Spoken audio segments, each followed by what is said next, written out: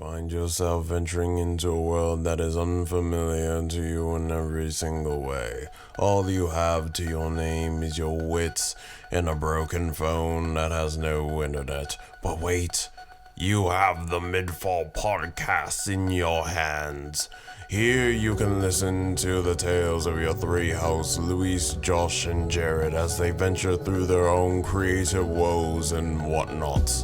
Get ready to be entertained through your wildest dreams as you conquer and face this new threatening world.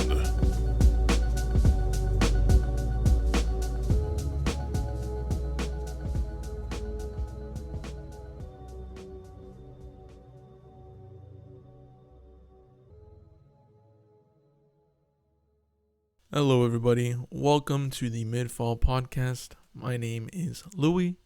I'm joined by my co-host, Jarood and Yosh. You already know how it is. Schmello. Why, hello there.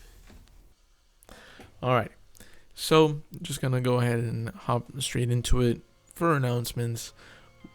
What do we got so far, boys? We started the new MidFall podcast, format type thing that we got over here. Hope everybody likes the new backdrop. If you do get to watch this on YouTube, because that's basically where we get watched the most. So hope everybody likes the new improvements. We also got a new EP coming from yours truly, MidFall.99.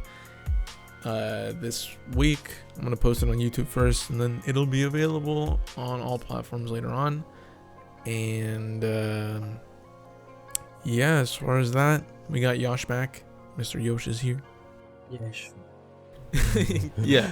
And besides that, Drew, you got any announcements for us?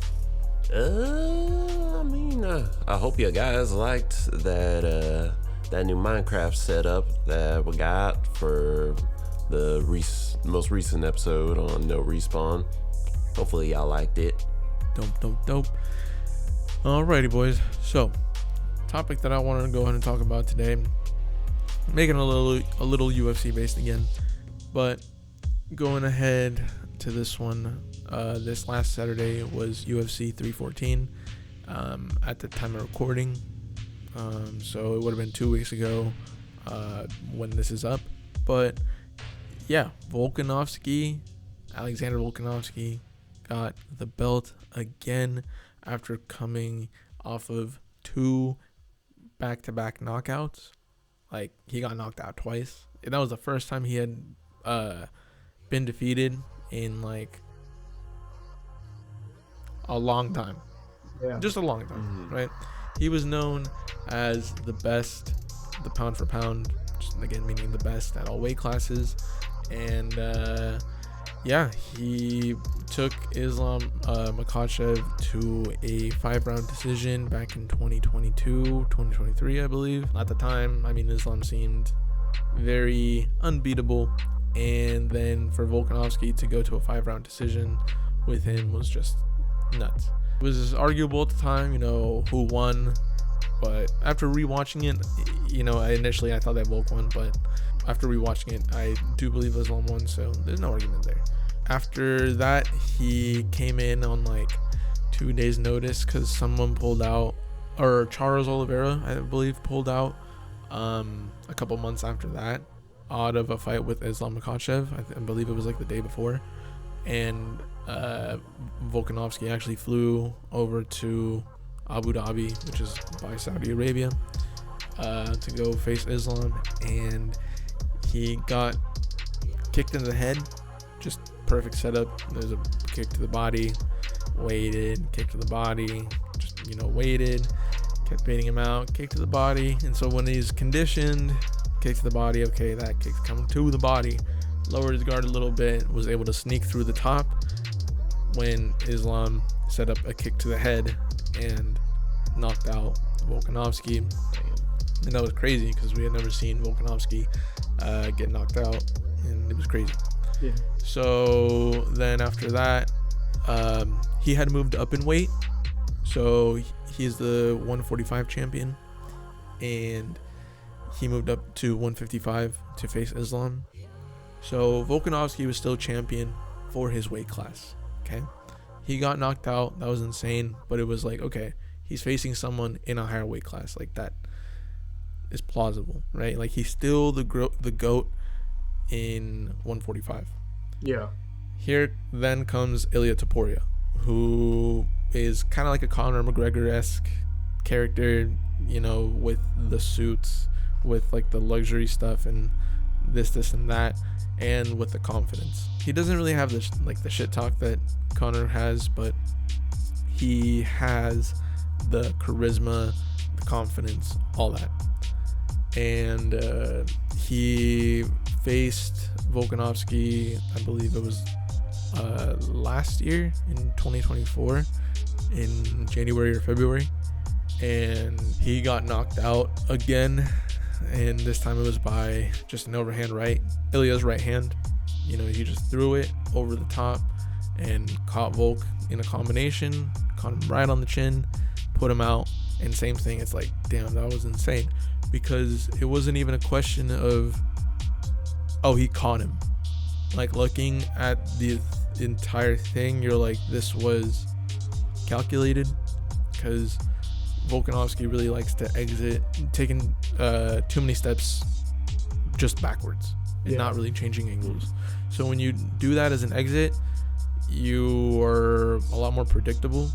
So if I'm covering up, I just wait for you to stop punching me or hitting me, whatever, and then the instant that you stop, I can guarantee that as long as I stay going forward, I will just hit you at some point, because you will either, if we're talking about boxing, you'll hit the ropes, and if we're talking about UFC, MMA, once you hit the cage, like, you're not gonna have anywhere to go.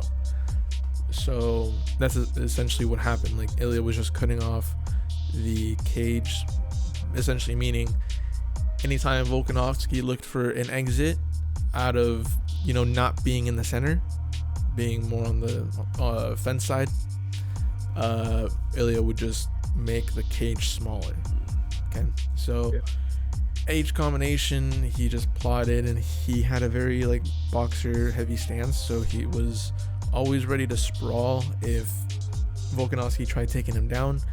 And what that just meant too is that when he blocked too, his base was hard to break, so he was hard to knock off balance, and he had a lot of power when he threw his punches, because again, he's just very grounded and rooted to the ground. Yeah. And when you're punching, kicking, like, that's where the power comes from, because you're just pushing off the ground. So just, very calculated. And in the second or the third round, just caught Volkanovski, and boom, that was crazy. So that was in early 2024. So Volkanovski is 36 at this time, and this last Saturday he fought since the last time, which again, January, February 2024. And we were like, big questions, because Ilia Topuria actually vacated his belt, because again, this is the 145 weight class, and wants to challenge Ilya Makhachev for the 155. So he's essentially wanting to do what Volkanovski did. Yeah. And freaking this now gave Volkanovski the opportunity to challenge Diego Lopez from Brazil. Yeah. Chandler, I remember this guy, as I like to call it. Yeah. So he challenged Volkanovski for the belt, and it was a valiant effort. Honestly, he could have done more. Had he done more, he would have had it, because he actually knocked down Volkanovski. And the thing is that it kind of hit me too. Like, I would have had it either way, because I guess from Diego Lopez's story, he left his family 12 years ago from Brazil and immigrated up to Mexico to go ahead and train up there, and he had a better chance, I guess, over there to make it to something like the UFC. So it was like, that's Josh and I, dude. It's representative both of us, dude. So it would have been cool to see him win as well, because he had a lot of support and stuff like that. But yeah, I mean, he came very close, and at least he knows that he is a legitimate contender, and everybody knows that, so that's dope. Yeah. So he can make it back up there again.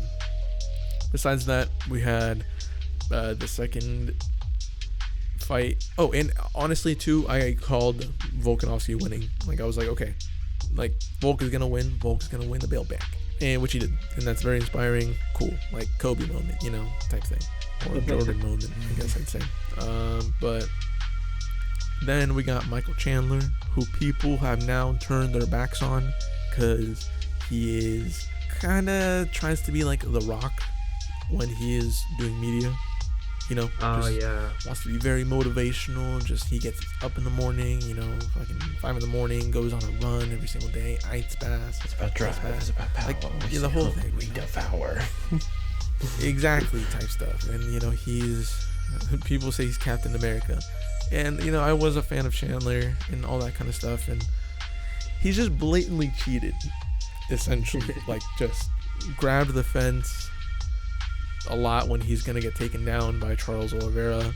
I see. His last fight with Charles Oliveira, bro, like, there was at least, I don't know, 7 really big shots to the back of his head, like, when he was on top. So, like, that's a blatant, foul. Like, you can't hit to the back of the head. Like, so with Dustin Poirier too, and like the fish hooking and stuff like that, basically what that is, I guess, is you're tired, so you're gonna breathe more through your mouth. So Michael Chandler was on Dustin's back, and he was essentially trying to stick his hands in his mouth to try to pry up his neck to be able to get the choke. Dang. What the heck? God damn. Yeah, so frickin' Poirier was just like, man, I was biting so hard, like, on his freaking fingers, like I could hear him, like, squeal, like that it hurt him. And he's like, if I did not have a mouthpiece, bro, I swear that he would be walking around like, oh yeah, the rock on emoji. God damn. I'm pretty sure he could have chewed his fingers off. No. Yeah, that's what he's saying, that he would be walking around like the rock and roll emoji. Really went the Mike Tyson route. Yeah, he almost went that route too. Like, that could have happened. But Michael freaking Chandler, man, I've heard a lot about him. Like, I know there's been like moments where he could have been kicked out of the UFC, so he kind of just leaned to a character, like the WWE stuff you mentioned. I think that's what you said. Yeah, kind of leaned into a character, exactly. And it ended up salvaging his career because it's kind of what the UFC needed, like more showmen who can also fight. And so, like, yeah, I mean, it worked out for him clearly. Yeah, no, exactly. So he is a very entertaining fighter. That's the thing. Like, he's known to make very, very, very, very low IQ. He has very low IQ moments in fights sometimes. Yeah. Because he just does the thing that'll look cool rather than the thing that you should do. Yeah. Like standing right in front of Justin Gaethje as you're already getting pieced up, putting your hands down and being like, come on, give me more. Like, no, put your hands up. Like, he faced Paddy Pimblett, who's also a big guy. Paddy the Paddy. From England. Exactly. Is he from Scotland or England? Liverpool. That's why his accent's so strange to me. Exactly. Liverpool. Everybody. They put to everyone. So, bro has the, you have English CC. Yeah, dude. And I mean, the way that this guy too is kind of viral is because he does teabag on his opponents after he knocks them out. Yeah. Tells him he's gonna teabag them, and then he does. And then his haircut as well. Not only that, but when he's not fighting, he fights at 155, so he has to make 155 pounds the day before he fights. That's essentially what this means. Okay. Mm-hmm. So he will go up to like 200 pounds because prior to him having kids and whatnot, he would just really like to eat. He would just, it would be crazy the weight that he would gain and the weight that he would lose. so much that it was like memed on. Like people would start posting like very, very, very exaggerated like pictures of how big he could get. And those memes are pretty funny, but he dominated Michael Chandler. Like, it was crazy. He had him looking so helpless, dude. Like, so bloodied and helpless as he was on top of him. It was kind of like, oh my god, that's kind of crazy. But yeah, Michael Chandler kicked him in the nuts, bro. Like, straight up in the nuts, bro. Like, low shin to the nuts, freaking foot muscle in the gooch area, and then toes in the asshole, like, type shit. You know what I mean? Yeah. Like, fully on there. And one thing I want to ask. Yeah. I saw that. So I saw this fight, like the ending of it, because I was like, it was kind of like the clip of the night, I think. At least, like, as far as I was when I was outside, because I was out for my friend's birthday. And when we were at a bar, I saw that clip just on replay at the bar. And I'm like, oh shit, like, that's actually hella scary. Like, he was holding Michael Chandler, like he was on his back or something, like he said, right? Or he got, like, he choked him out, right? Is that what it was? Yeah, he choked him out. I forgot what he choked him out with, but... Or no, he ended up TKOing him. Yes, that's what it was. Like, by punching him. Now, the thing that I want to talk about is I saw a clip online of him, like, beefing with another UFC fighter after the fight. I think it was Kobe Covington or something. Yeah. Like, he was beefing with Kobe. Like, what are your thoughts on that? Is that a fight that you would want to see? Yeah, I mean, because I guess, like, not that I really need to, because who's Kobe Covington at this point? Like, well, because they're in two separate weight classes. Yeah. Yeah, it just wouldn't make sense. But because the thing is that in Colby's last two fights, we have seen he got his ass beat. He got his butt kicked. So it was like, okay, who are you to be threatening this guy that just made Michael Chandler look like that? So yeah, I would like to see Colby against, I don't know. So, I mean, I guess Dustin Poirier. Like, let's just do that. Yeah. For Dustin Poirier's last fight. But cool. Yeah, and then after that we had Yair Rodriguez versus Patricio Pitbull, Mexico versus Brazil. Patricio Pitbull is the champion from Bellator at 145 as well, and he came in, challenged Yair, and I mean, kind of the similar story. Patricio could have just done so much more, so incredibly much more, because he wasn't doing anything. Like, Yair was just teeing off on him, kicking him, doing all this and that, and Patricio wasn't trying to counter, or like he was trying to counter, but like every third combination like that Yair would throw, like instead of being more active, he was just standing there, not using his jab, not trying to come forward with any pressure, any combinations. So I think that he could have, just done a lot more and been a bigger threat, which I still would like to see him fight, just because he's older. That's the only reason I'm saying that. But I still want to see more of his fights and still just see him make that adjustment of being a little bit more active. But that was his first fight in the UFC, so who knows, maybe there was just some nerves. And I mean, a guy like Yair Rodriguez, he is very like taekwondo heavy and stuff like that, so he has a lot of kicks and comes at different angles and whatnot. So yeah. The other one is freaking Gene Silva and Bryce Mitchell. So there was a Brazilian in there after I just mentioned two that didn't do enough. There was Gene Silva, dude. He compensated for the both of them. He did so much. He did so much. Like, and he made it look effortless with him doing that much. Like, it was crazy. Like, Bryce Mitchell, kind of a controversial figure now, just because after saying that he would like to go on a fishing trip with Hitler. This is what I heard about. Wait. No, hold on. Damn. I heard about this guy. What? He's from. Go ahead. He said he want to do a fishing trip with Mr. Adolf himself. Yeah, dude. He's giving a little bit of yay vibes, just a tiny bit. So then to get him to get beat down, it's like, I don't want to see you get mauled, but then at the same time, you got mauled, and he was grabbed by his neck, like standing, thrown on the ground, like just now laying, and then choked out, like unconscious. Like he actually tried fighting till the very end, but no, he got choked out. It felt a little not too bad after remembering those comments. So, but yeah, I wish that guy the best. Honestly. And that's pretty much it. Honestly, if another grown man grabbed me by the neck and just threw me down to the ground, nah, bro. Wait. Can we rewind 30 seconds? I zoned out and then I hear Jared go, grown man grab me by the neck. I said, hold up, wait a minute, something ain't right. Like, if that you're saying what happened in the fight. Okay.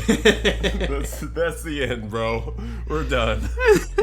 I'm out of here. Have a your good UFC day. career, you're like, yeah, I'm done. That's it for me.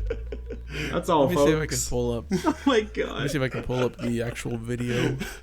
Like, god damn, like that. Jesus. That was too funny. God damn, literally manhandled. So I got some highlights over here Yeah. to share my screen with from Please. I need to see quick disrespect here.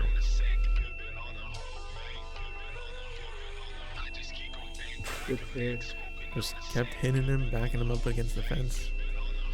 Mitchell tried to take him down, but then it was He just has his head in a swivel there. Yeah. Oh, he's turning too. Oh, jeez. Yup. Thrown like that. Dang. Oh, he's Spider-Man. What the fuck?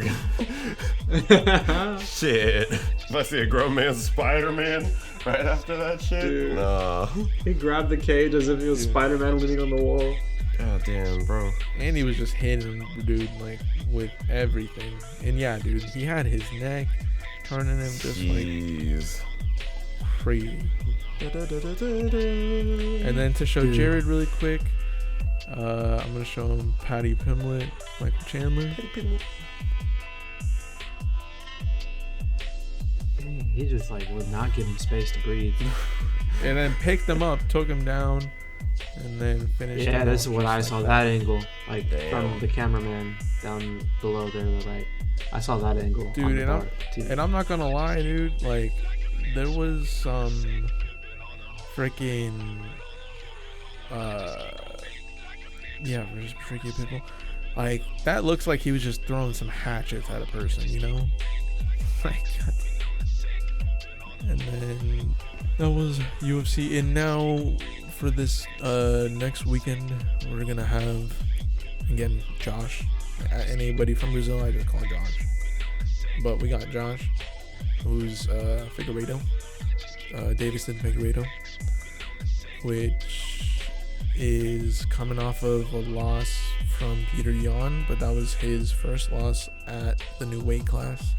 He was the champion at 125, and he's had about 3 or 4 fights at 135, and he's won all of them minus the last one, again against Peter Yan, who was the last champion at 135, or he was a prior champion at 135. He's going up against Corey Sandhagen, who's just been trying to get a title fight after winning and losing just here and there. We did actually see a fight with him when we went to our cabin trip. He actually like cut the guy up. He faced Song Yadong, so he cut that guy, and so the ref had to stop it because they didn't want him to, get that fucked up. So, yeah. I honestly think that Figueiredo has a chance because he just hits hard. He's a really good grappler, or at least within his jiu-jitsu. But I mean, he is good at taking. He's really well-rounded essentially, and he carries a lot of power. And so he could catch Corey Sandhagen within a combination if he uses his pressure. Maybe he could even submit him if he can get to his back and whatnot. But it's a 5-round fight, which, I mean, he should be used to. He was a champion at 125.